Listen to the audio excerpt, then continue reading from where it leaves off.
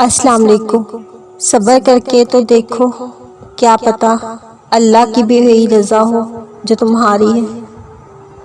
اور یہ بھول جاتے ہیں کہ جب اشارہ مانگا جائے تو اشارہ نہ کی صورت میں بھی مل سکتا ہے اور ہاں کی صورت میں بھی۔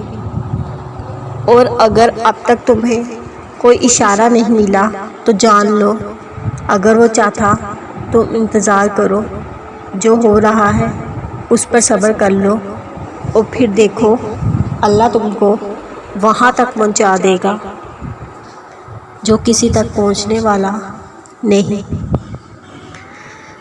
تبھی تو ہم ساری عمر بے سکون رہتے ہیں، کیونکہ ہم اللہ کے تقسیم پر راضی نہیں ہوتے، اس بات کو سمجھ نہیں پاتے کہ اشارے ہمیشہ ہماری مرضی کے مطابق نہیں ہوتے، کیونکہ ان میں کوئی نہ کوئی مصلحت پوشیدہ ہوتی ہے جو ہماری سوچ سے بھی دور ہوتی ہے۔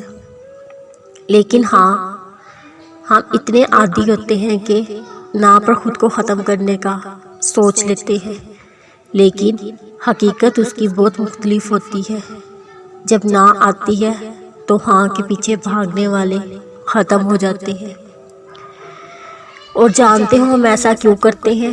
کیونکہ ہم تو بے یقینی کے عالم میں ہوتے ہیں، نصیب سے جنگ لڑ رہے ہوتے ہیں، خود سے اور خدا سے خفا ہو جاتے ہیں، اور یہ سوچ کر اس نے اشارے ہماری مرضی کے مطابق نہیں بھیجے۔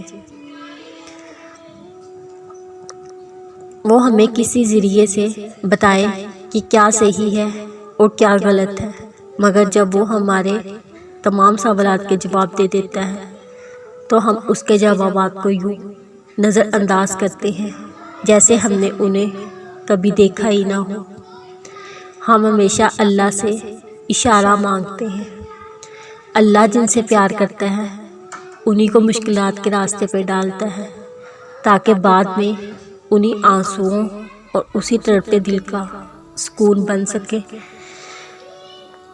کیوں مایوس ہو جاتے ہو لوگوں کی باتوں سے؟ کیا تم نہیں جانتے تمہارے بکھرے وجود کو سمیٹنے والا اللہ تمہارے ساتھ ہے؟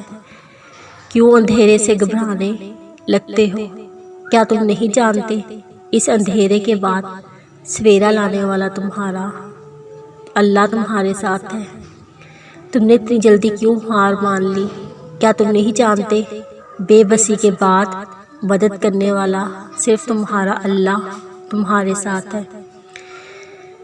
ذرا سی آزمائش میں ڈال کر اسے نکالنے والا تمہارا اللہ تمہارے ساتھ ہے۔ کیوں نصیب کا لکھا سمجھ کر ہار مان لی تم نے؟ کیا تم نہیں جانتے دعا سے نصیب کے لکھے ہوئے کو بھی بدلنے والا تمہارا اللہ تمہارے ساتھ ہے؟ کیوں ادھورے خوابوں کو ناممکن سمجھ بیٹھے؟ کیا تم نہیں جانتے موجزوں پہ قدرت رکھنے والا تمہارا اللہ تمہارے ساتھ ہے؟